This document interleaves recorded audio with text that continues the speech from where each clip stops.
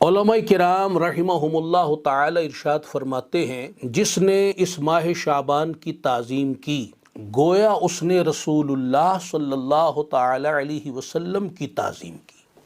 اب اس مہینے کی تعظیم ہم کیسے کریں؟ اس مہینے کی تعظیم ہم رسول اللہ صلی اللہ علیہ وسلم کی اطاعت و فرما برداری کر کے،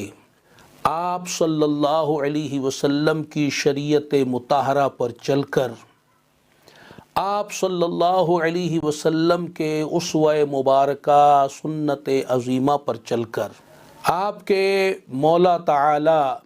کی عبادت میں مصروف و مشغول ہو کر، اللہ تعالی کے ذکر و اذکار اور اس کی یاد میں منہمک ہو کر، اور جو ممنوعات شرعیہ ہے اس سے اجتناب کر کے، رسول اللہ صلی اللہ علیہ وسلم کی ناراضی والے کاموں سے بچ کر، آپ کی نافرمانی اور حکم عدولی سے بچ کر ہم اس مہینے کی تعظیم بجا لا سکتے ہیں۔ لہٰذا